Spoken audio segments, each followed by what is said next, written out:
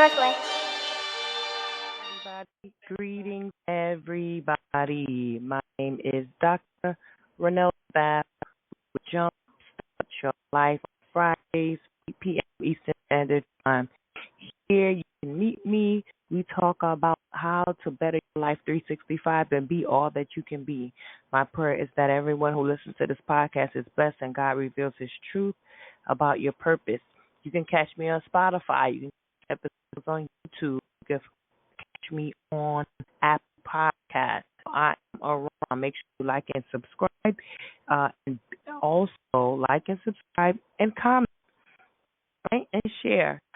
Today is the last Friday of July. Oh my goodness, 2021 July, right? We're approaching the 8th month of the year. When we look around, 2022 will be around the corner. A visitor around, so you may be hearing my little visitor, but it is all good. So today is the last Friday of the month where we do family ties.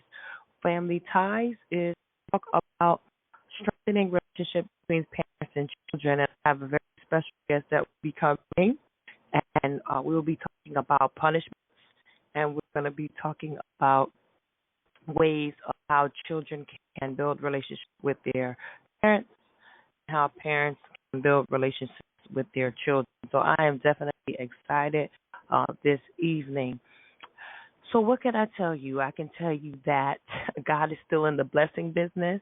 There are people that are flowing into entrepreneurship. There are people that are still finding jobs. There are people that are still building with their family, becoming debt-free, fixing their credit, working out. So writing books. Every time I say that, it get a dirt in my head.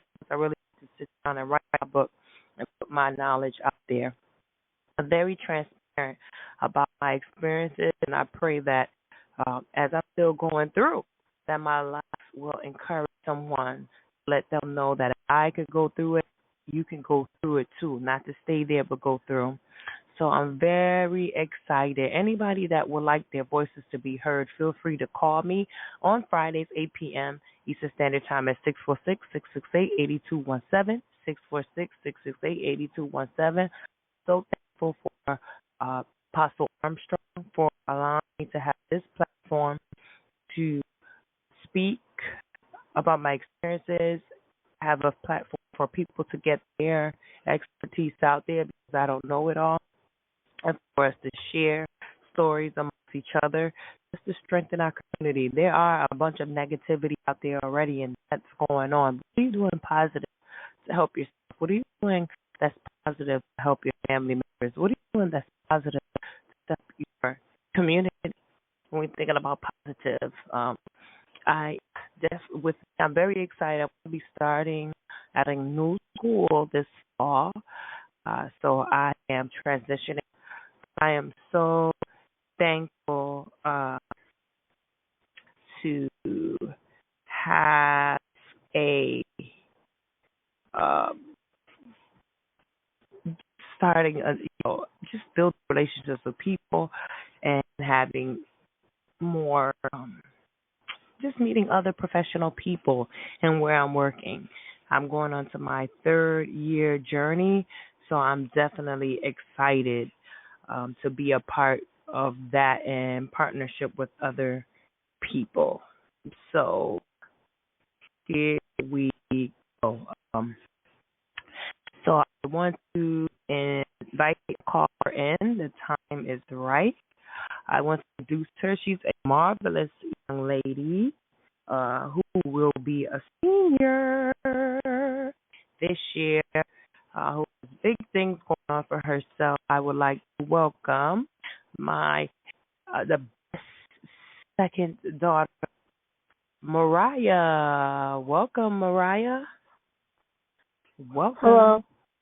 How are you? How are you? Doing good. Can we talk Very about good. today's topic? Yes, thank you so much. How's your day going? Pretty good. Okay. Trying to get back up, caught up, ready for the next school year, my senior year. Yes, it's a senior year. Awesome. And it's an exciting time. I can remember my senior year I think at the end of my senior year is really when I got my first job, or maybe during this time before I got a senior, I had my first job, and then I had my second job after my senior year. So very much exciting times, and you live in a different time because you're going through the pandemic, but God is good. He'll keep you and cover you. So I'm glad that you joined me for the podcast because we're going to be getting to methods of punishment, and we're going to get into the second session, be building relationships with your parents and how to build relationships with your anyone who has children.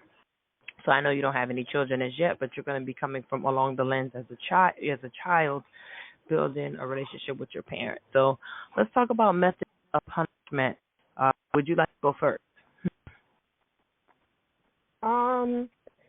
Yeah, maybe we could just outline the types of punishments that you'll see, like outline the types of punishments that some parents use.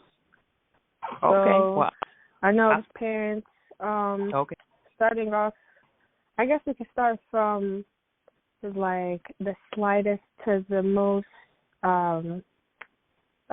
severe forms of punishment. So the slightest would be the typical talking to. Right. Next would probably be, and correct me, if I skip a step or whatever. The next would probably be maybe a punishment such as a timeout, physical isolation, something like that. The third one, taking away a belonging, and then the fourth one, actual physical punishment, whether it's like a pinch or a hit, something like that. Talk about those four. Well, I want to go to the first one just as a parent, that as a parent, that's a tough job. So anybody that's a parent, especially if you're a single parent, that's a tough job, especially if you're co-parenting or if you're married and you're cohabitating and you're raising children. That is definitely, you have to be on the same page as your partner, how you're going to discipline and make sure that you honor each other and know how to set the standard for the child, because children can play games, be manipulative as well. So we having to sit down and talking to them. Now, I know that for me growing up, my dad talking to me alone because of the tone, I was afraid, and I would be feel disappointed. Like, okay, my dad is disappointed in me, and I want to do better. So talking is impactful. All right. Anything you want to add for talking before we jump to the next one? Yeah, I'll say for talking to, it definitely hits different, which we could talk. It goes kind of into the parent-child bond, because if you have a strong relationship with the parent, and then they show you through words that they're disappointed, and they could do this by just simply talking to you and showing the emotion in their voice, not yelling or anything, but talking in there, just in a way that will show that the child is disappointed. Especially if that child has a strong relationship with the parent, then that can make the child feel bad or disappointed in themselves for those actions. So I think that could lead to a better outcome. But then when talking to, as far as a form of punishment, I think it should always be noted like, show why whatever they did was wrong.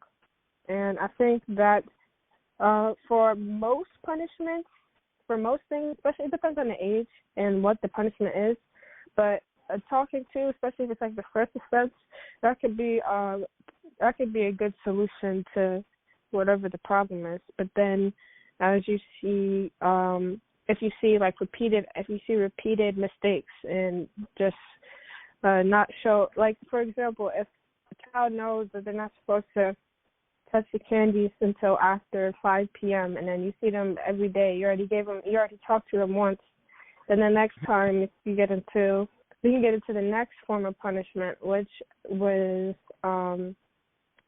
is just taking away belongings. So we can start talking about that punishment. So after the first offense, I would say the The next form of punishment could be taking away the belongings. So like now the child can't have any more candy. So how do you feel about taking away belongings or confiscating things as a form of punishment? Yeah, so I definitely agree with you, and I want anybody who's listening to give your feedback on this because, of course, we know there is no one size fits all method to parenting. As a parent, you may not go to talking. You may go straight to, you may not go to taking away. So it depends on the child. So, for example, if a child is not cleaning his their room, may take away some things away from them, or a child is not doing well in school, they like to be on electronics, like they can't focus to be their subject to make sure they're completing their work, but they spend hours and hours at a time on games. You know, you may want to step in as a parent and remove the game. So I am totally for it, and not just punishment, but also if the child is doing well, then celebration. Allow them to get, hey, you're not going to get your game, but I'm going to allow you to do 20 minutes, 3 minutes on it, or you're going to get an hour. And then to it, just making sure that you're consistent and you're not like false talking or warning, that your actions is very clear.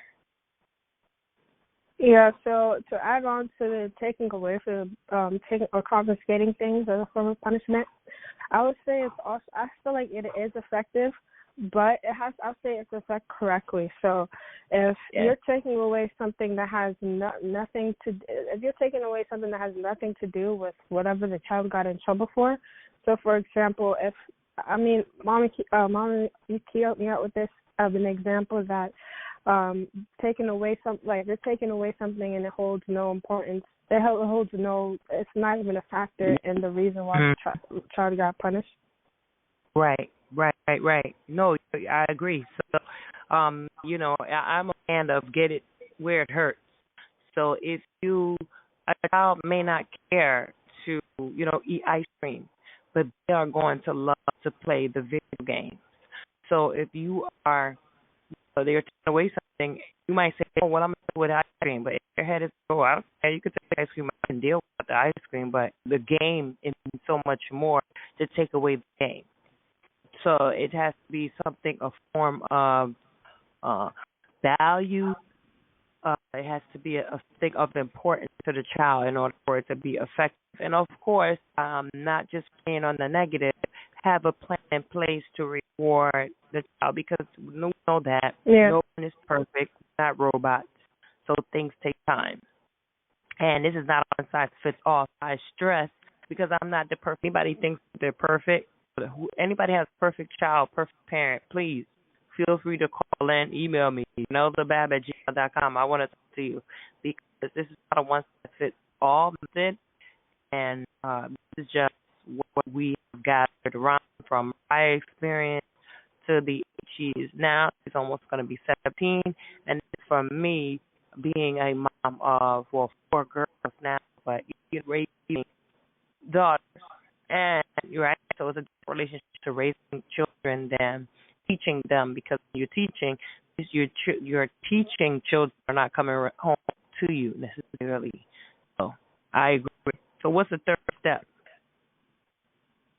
The third, it's not the third step. These are not steps. These are just 4 different types of punishments that parents will use. But the third type of punishment is physical. I said physical isolation. Yes, physical isolation. So this could be sitting. This could be in the room. Sit in your room for an hour to think about your child's decisions. This could be stand in the corner with your hands up. Stand in the corner. Something along those lines. And I could start. Actually, no, Mom, you can start off with it. I started off last time. So what's the title of this? I'll say physical isolation or just isolation. Okay, so physical isolation. So the child may be, on their knees, away from everybody. That child may be in a corner, isolated from every the events. And I'm not saying this should be a whole day. It should suit because what's challenging and as a parent, you may go through depression. As a parent, you may go through frustration, and you don't want to be frustrated at your child. So, to prevent you hurting yourself or hurting your child, you may say, "Hey, go to the room," and that child may be in this room for 30 minutes or so. Or you may say, "Okay, you're going to be in the corner," or your hands is up, or you might be in a squatting position, and you're giving that child 20 minutes, and this can be a time for you to regroup, and then after have a conversation. So I believe, and this is like a perfect scenario, but it's always good to after the punishment to really sit with your child so they understand. Okay, you were in trouble because X Y Z, and to prevent you from being there, this is what you have to do X Y and Z. As a parent, I try to put a board, a paper on the board, letting my children know, okay, this is the time you're going to get up. This is the chores that you have daily. This has to be done at night, just so it can be seen and it's very white and black. Now, Mariah did a great job doing her chores, following the rules, never really gave me a big issue, was very open and honest from the beginning, where my oldest wasn't. So we had more bumps in the roads of lying or being manipulative. So it was two different children. So what worked for my first child did not work for my second, where they were only 4 years apart.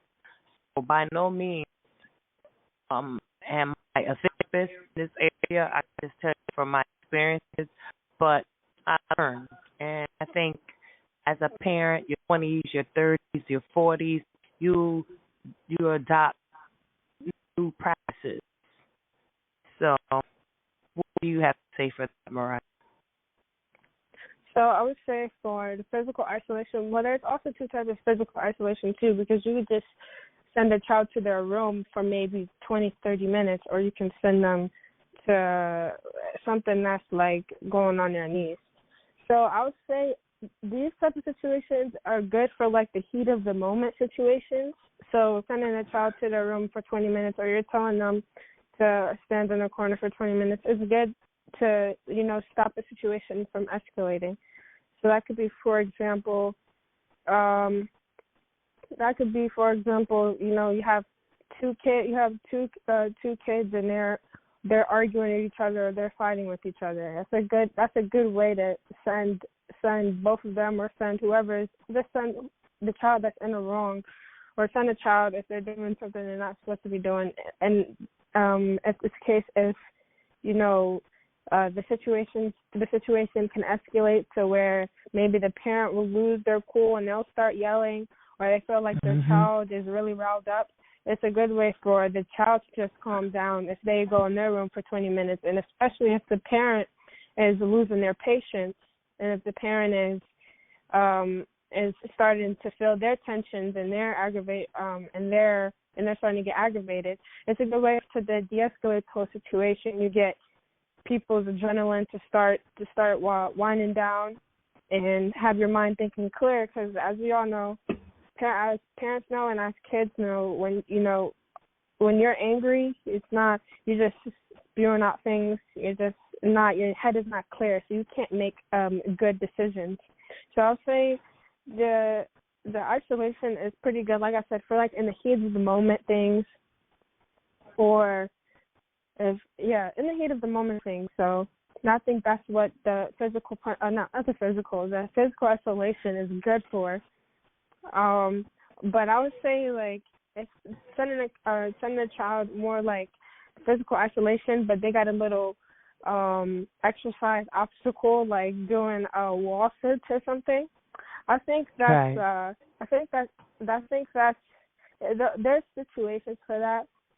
I feel like that's way better than actually putting hands on a child.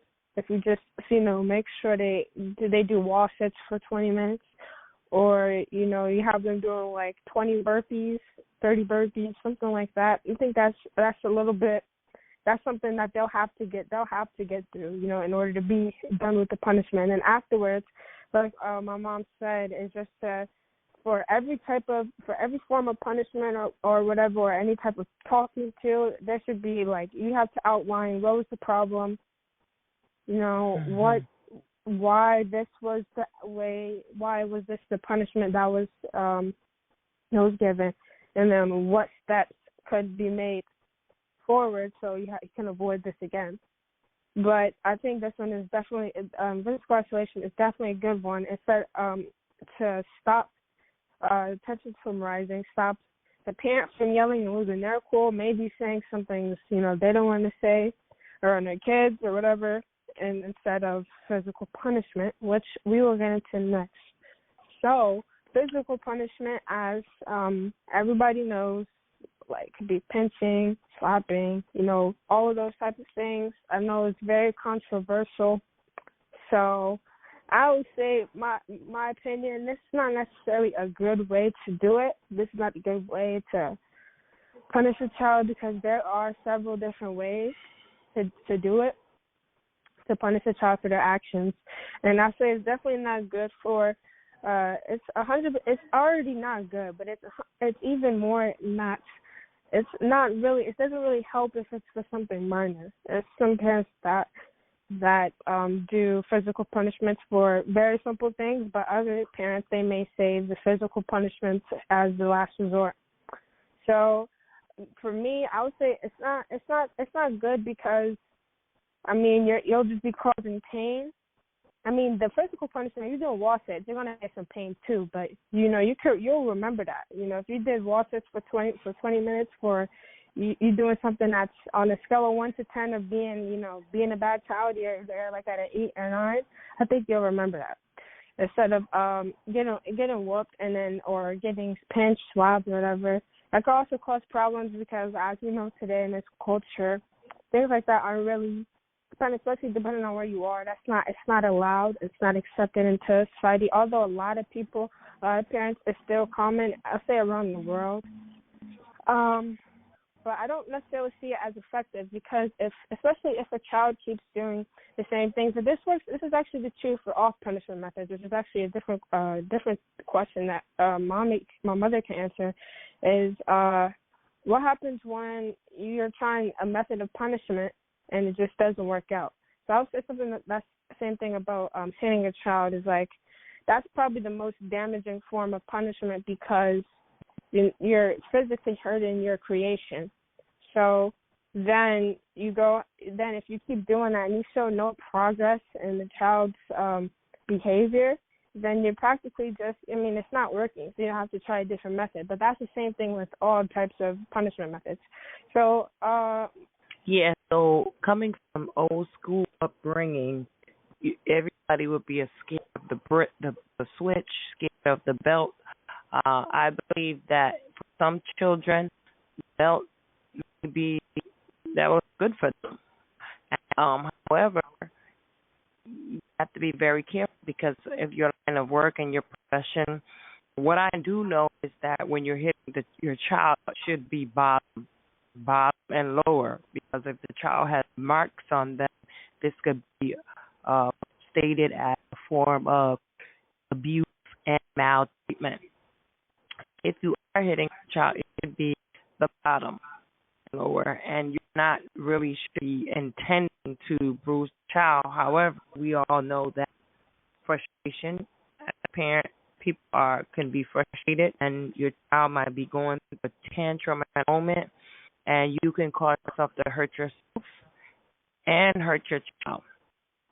So I am not saying that, I'm against spankings, because I'm not against it. I believe some children do need spankings, but also it goes hand in hand with talking, taking things away, with setting up a reward system to reward your child when you're doing great. So I'm not saying that, don't spank your child, because at the same time, if you are, regardless of what you're doing, you have to set a system in place to teach your children, your child, right from wrong.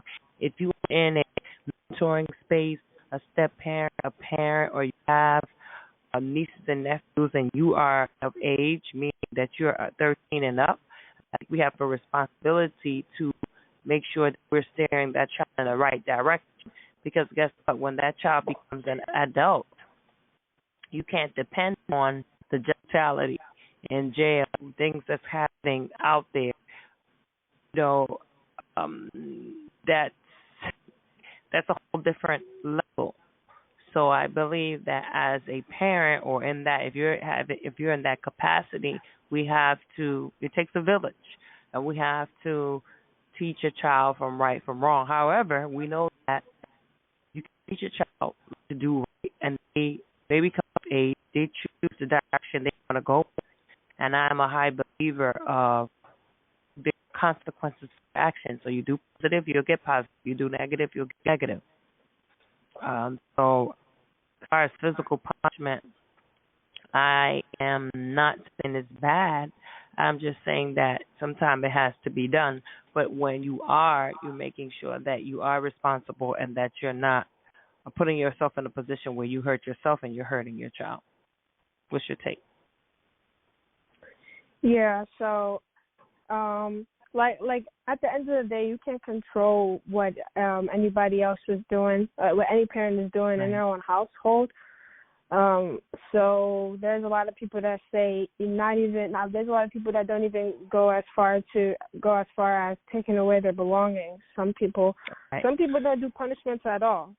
So that's all pretty much of what you believe or what you feel is helpful, because like my mom said, each child is not the same. So you may have to try different strategies for different kids. For some kids, you just may need to sternly talk to them. Sternly doesn't mean to necessarily yell at them and degrade them, but talk to them seriously and let them know, not even threaten them, let them know, right from wrong. Well, some kids, they may need to have their phone taken away. They may need to have the electronics taken away. And then for some kids, if they're really that much of a menace, they may need to be put out. They may need to be put. They may need to get sent to their room. They may need the 30 minutes of wall sits, 20 minutes of wall sits. They may need that. But I know for me in the future, I'm going to stay away from the physical hitting, things like that. If the situation requires for a child to be stand in the corner with their hands up, or not stand, go on the wall, do some wall sits, then they're gonna have to do that. Depends on the situation. So I'll say for all the punishment, all the different types of punishment, it depends on what you as a parent believe is correct for the situation, when it's correct for the child. But the most important thing is that it should be, you're trying to better the child through punishment. The punishment is not for you to get your aggravations on. Get your feel of relief from the feelings that you've been feeling. Punishment is for the child to better themselves so they can grow up to be respectable people. That's the main focus of it all. So I would say that's the thing too. As a parent, parents have to watch how, no matter what type of punishment it is, just how they're doing it. Because even when it's just talking to, because if you're just talking to the child, you can end up yelling. If you're too much in your emotions, you can end up yelling and saying all types of things that could do the same damage as if you were hitting them. It could do the same damage, even though it's not physical. You have mental. Your mind is degraded now because you're like, wow, my parent doesn't love me anymore. They just said all these hateful things to me. Right. So as a parent, I feel like parents are human too, so they all make mistakes, and there's not no perfect parent. So, but parents, especially it depends on the age and the maturity of the kid. Honestly, once you hit a certain age as a child, like once you hit like 14, honestly, you shouldn't really, like once you hit high school as a child, you should not be getting in trouble for like small things like not turning your work, not doing your chores. Because most of the time, people's chores are pretty simple. You wipe down the counters, clean the bathroom, make sure your room is clean or whatever. Right. But so parents, I feel like parents have to make sure that during giving out punishments, that what the main goal of it is to better the child. and that try to stay as calm as possible because, you know, if it's an older kid, maybe they can understand a little bit more if the parent is kind of getting up in their feelings, maybe while they're getting talked to or whatever the punishment is. But if the child is smaller, they may not understand that. It doesn't hit them as much as that. So you could be talking to your child that's maybe under 10 or so, and you're just trying to give them a talking to lesson, and then you end up yelling at them and all the extra things I didn't need happen. So I would say a good way for parents, which is not really, which is something that I would do, which I think I already told my mom this, is that before I plan to have kids, I believe is what it's called, and that is a good way for me to just get in the mindset of how to be a parent pretty much, also by taking tips from my parents. Of course, I say I got pretty good parents, but I'll be doing that just to know I'll be taking parental therapy and then also other therapy, not also just normal therapy, just because you don't need to go through a whole bunch of traumas just to go through therapy. It's good for you to know how to deal with your emotions when they come. So when you have these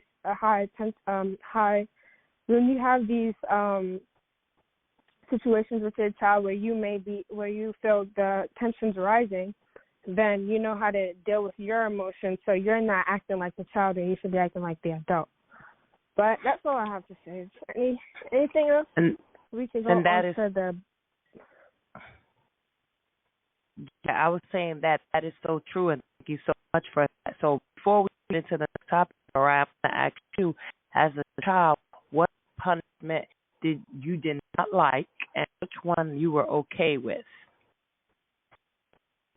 So, I'll say I don't like any punishments, but if I had to say which one was my least favorite, it depends. So I would say the ones that were my least favorite could be my favorite. It depends. So I would usually, if it was a punishment, I was usually getting my Xbox taken away, or like the controller or something, so that I can't play the Xbox. Something along the lines where I couldn't play on the Xbox. Why I'm asking that is because I don't really remember recalling really giving you spankings or me really having to take things from you. And I mean, it's a bulk of years that you always live with me, but I mean from I guess, let me see, from you being 4, I think, so 3 or 4 is when I basically went through a divorce. So from 3 to 4 all the way maybe to 12, 13. I don't really recall the times that I spanked you. Like, you didn't get a lot of spankings from me. And I don't remember like saying, hey, I'm taking this away. So you probably have a better memory on that than me. So I'm just asking you as far as like which one, I know that this based on conversation, it seems like you are more like, okay, man, I don't want no spanking. But I'm sure there's probably times where I had to take away the game. But go ahead. Yeah, so I'll say my least favorite would be either like the standing in the corner or taking away the game. But it depends on how long it is. So if I'm just standing in the corner for 20 minutes and my mind is already clear, then I kind of get bored. And I mean, if I'm standing in the corner for 20 minutes, it's really not that long, especially if my mind is clear, I already know what I did was wrong. Then, I mean, the 20 minutes doesn't really do much. But same thing with the taking away of the game. Like, if I only get it taken away for, like, 2 days, then, I mean, I was fine. I'm better off with that rather than rather than my parents showing me that they're disappointed. Yeah. But I would say, but then also the worst punishments will also be the physical isolation or the more taking away the game. Because for physical isolation, especially if you don't know how to calm down, you could just be in your room angry for a few hours on end. Especially if it's the type of go in your room and don't come back out until your head is clear. So then you got to find a way to get your head clear, which is something that I had to learn how to do, is how to calm down in situations where I would get mad. And then taking away the game. Now, if the game is taken away for it's been like 2 weeks, 3 weeks, then that's when it's kind of tough because, that's a form of entertainment. But that's pretty much it. Okay, awesome, awesome. So the second segment that we're going to get into, and once again, I want to thank Mariah for joining me on our Family Ties Friday on strengthening relationships between children and their parents. Anybody who hears this broadcast, please provide your feedback. Also, join me so the voices can be heard Fridays, 8 p.m. Eastern Standard Time, 646-668-8217 for part two, talking about building relationships with your children or building relationships with your parents. And there are four, what we're going to call out are four ways. So I'm going to start with mine. One way as a parent that I build relationships with my children is one, setting them apart. So what does setting them apart mean? I have four daughters. So I can think of my big two. Setting them apart is that I took time, and this is not a it's still learning because they'll be 20 and 17 this year, but actually spending time with your child and them to hear them talk to you, you talk to them, do their activity, put them over yourself, right? So that is one way of building a relationship, just setting time apart for you to learn your child and learn their likes, do something, step into their world, see the things on their lenses, let them talk to you. So that'll be my first one on a parent strengthening their relationship with their child. I would like to put one little input in that form of bonding, which is also just another form of bonding with itself. Is just also for parents to be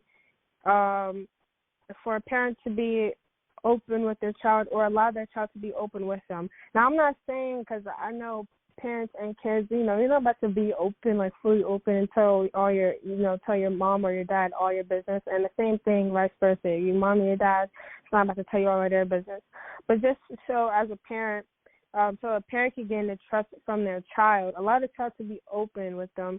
So these going out, will like taking your child out to dinner for a night, or doing something that requires you to talk and interact rather than just, let's say, both of y'all go to the movies, because if y'all go to the movies, y'all be watching the movie, not really interacting with each other. So those type of things are good bonding activities. If you're allowing for the child to be open with you, and you being open with the child, that doesn't mean being 100% transparent, but allow the child, you and your child to just have a relationship to where it's like, I can come to my mom or I can come to my dad about anything or about most things, and then I can expect a response from it that's not going out the wall, that's not going crazy, especially as kids older, as kids age, not kids older, that's an act, as kids age, and they hit teenage years where different things are happening. But then I also say, like, bonding experiences such as doing things that a child likes, such like yesterday, my mom and we went to the NBA draft, and while we didn't necessarily talk to each other about things, just so I can get to know her to get to know me. We still both had a good experience because it was both of our first times ever going to a draft and going to the NBA draft in general. I think that was our first time going to the Barclays Center. So that was just a good experience for both of us that I know I enjoyed a little bit more just because I'm into basketball, but I know my mom enjoyed that too. Yes, and for me, it was exciting to see you happy and you expressing what was there as a support to you, and it was nice, to watch, but also, that's a form of way. And of course, we have to do like dinner and things like that so we can have more time to chat, because that wasn't really an arena to have full-fledged conversations like off the current thing of what we were watching. But that is definitely a way to build relationships. Yep. So for another one of building a relationship, besides the going places, it could be just time in doing something, like so completing a project together, whether that's cooking or organizing. I'm just marveled when I see how each child gets things done. You kind of respect their uh, the way that they express themselves. That is one way. I just think as a parent, sometimes we think we know it all, but sometimes we just have to zip our lips and hear our children out. And this, for example, I'm still learning. Even though I have the two big two, I'm still learning them, and children change. Because there was one point where I was like, when I'm older, my mom is living with me, and now I don't think that's happening. She'll probably kick me out of the house. So, and that was just 4 years ago. My feeling was so hurt when we brought that to remembrance. She's like, oh, no, not with that gum smacking. You'll be out of here with the pussy. So you would notice that children, even though at 15, they may not, they may say something. It may change when they're 17. It may change when they're 18. So I just really think that we have to be a place where we're listening to our children, but we're all our children. First, our children be praying for their parents because we're not going to be here forever, and you really have to cherish the moments and the time that you have together. Yeah. And making time to say like, hey, we're going to do devotional this month, or we're going to be praying this day at this time. You really have to, people make time to do the things that they want to do. So I believe when I look at Mariah, I see her as a motivator, because for me, I want to lose weight. I want to get my body in shape, and she's a big motivator. And I noticed when we was running outside, she was pushing me, and now while I'm doing indoors things, she's motivating me and pushing me because they live overseas with their father. But she is has their strength, and she is a motivator. So I hope I'm at least half as the motivator that she is me. Yeah. So I would say that too. Like, you don't always have to go out to, bond with your child. You could do something in the house. It could be a movie night where the child picks their favorite movie, and then just to get to know, your mom or your dad a little bit more. How about, your mom shows you a movie from back in the day that she used to watch. I know my mom did that with me. We would watch the. Sometimes she'll show me the movies from back in the day, because I feel like for most kids, or at least for me, I know that I like to know some history about my parents' background. So I would say having like some sort of transparency with your child is important to building the relationship, because just like any type of relationship, you don't want to just know one side.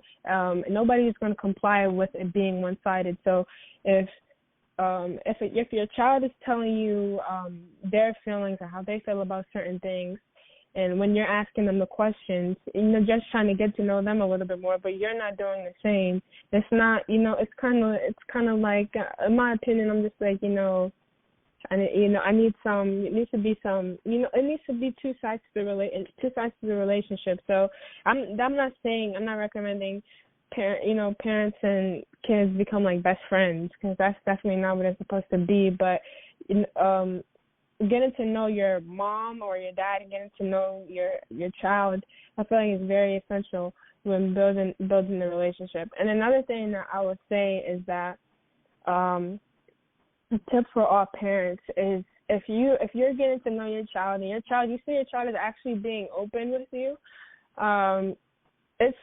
it's a good thing. So if you find out, if your child is probably like 17 right now, and then you're talking to them, you're getting to know them a little bit better, and they told you something that they did that they weren't supposed to do, depending on the scale of it, like if they say, oh, I said when I went over my friends, I haven't done this, by the way, so I'm not trying to dry snitch on myself, but if I say that a couple years ago I went out to a sleepover at my friend's house, and we went to a party, but not, but everything was good. They went to like a birthday party, and they came back, but that was a couple years ago.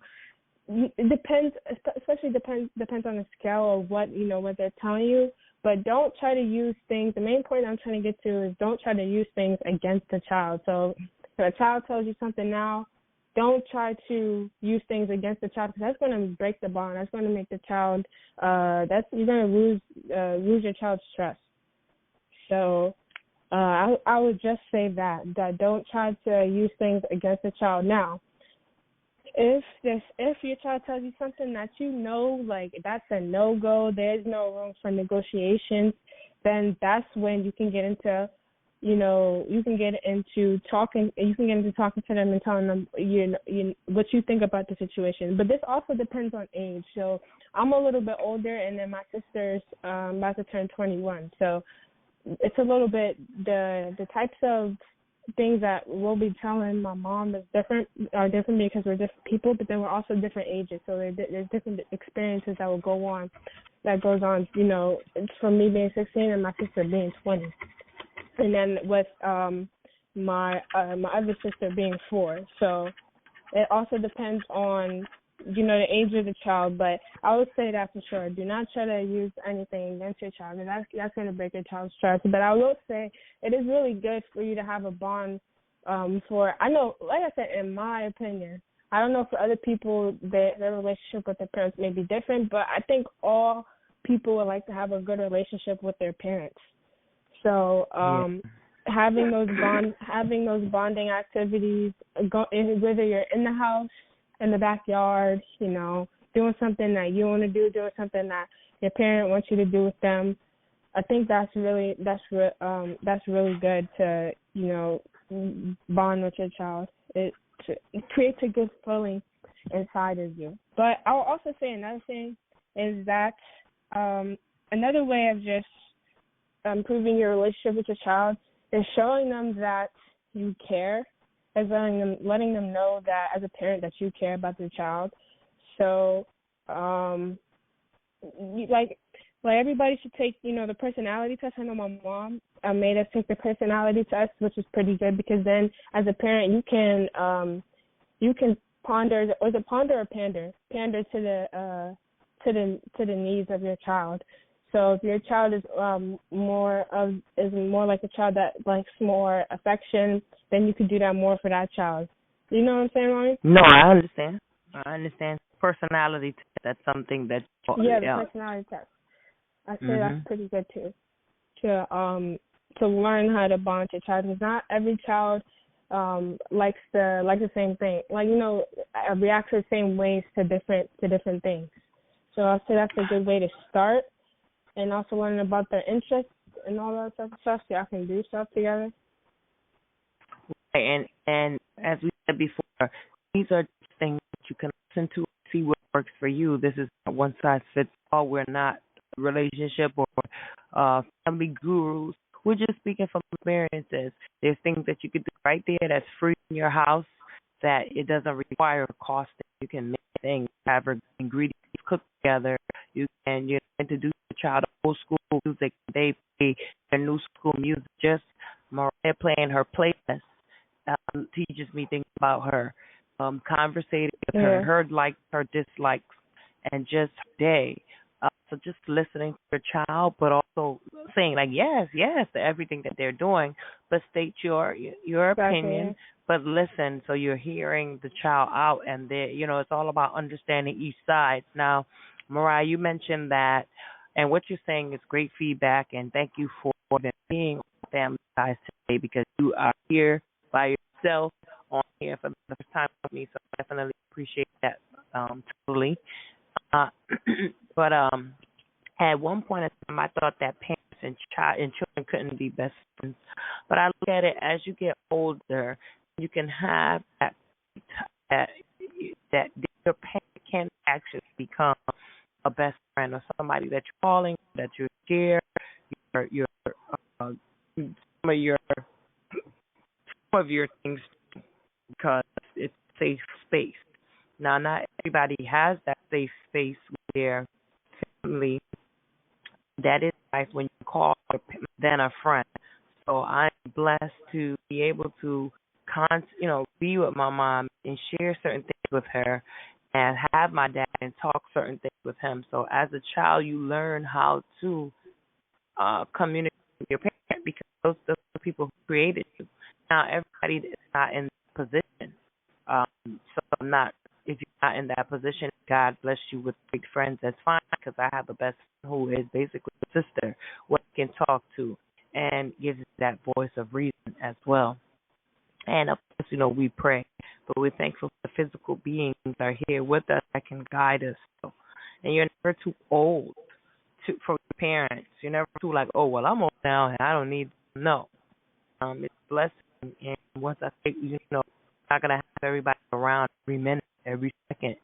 So you cherish the time and the time spent and the time that you have. So when something does happen, you're not living in regret. Different with you, Mariah. I think at a certain age you get, your parent can truly become a best friend.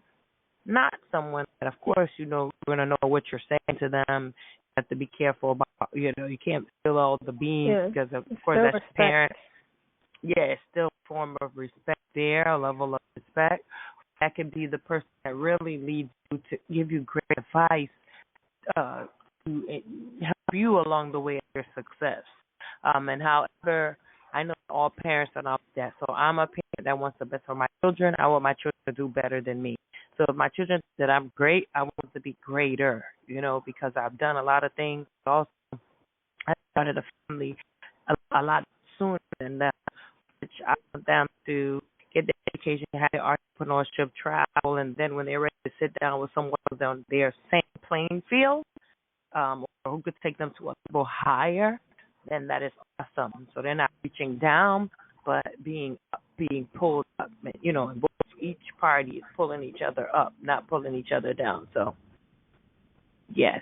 Yeah, you actually made a good point.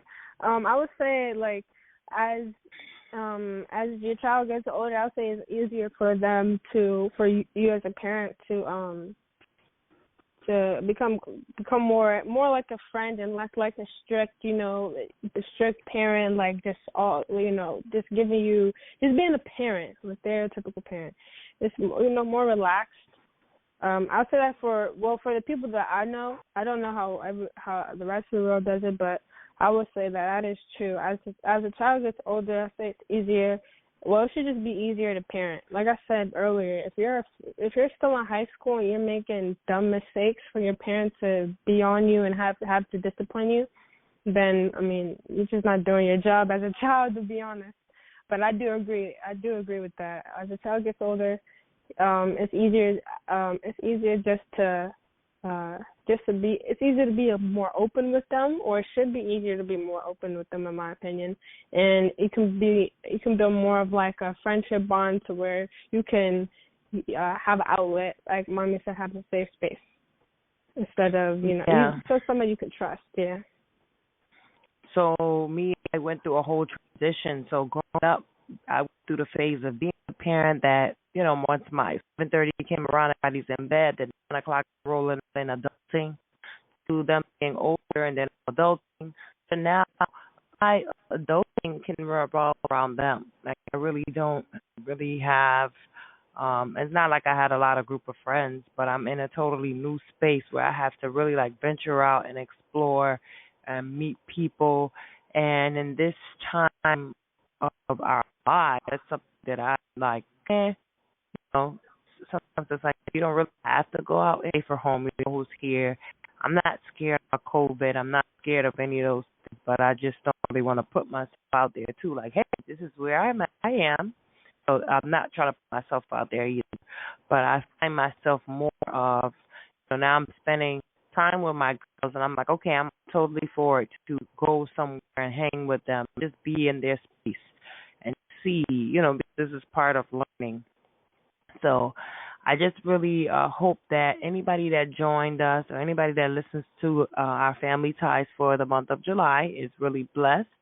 Make sure that you look for me on JumpStart Your Life with Dr. Renelle DeBab on Anchor, Spotify.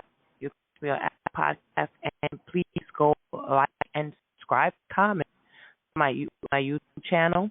My email is renelledebab@gmail.com. You can always come on to Blog Talk Radio. Call in 646-668-8217 on Fridays, p.m. Eastern Standard Time. Catch me on Dr. Bab Wins on Instagram. And let's continue to build. Any final remarks, Mariah? Any final remarks? Thank you for having me on the show. I think we had a pretty solid conversation. And yeah, everybody have a good rest of their month, July. Yes. So everybody be blessed. And once again, thank you for joining Dr. Bab with John on Jumpstart Your Life on Fridays at 8 p.m. We appreciate you. Everybody be safe. Give you love, and peace, and joy. Good night.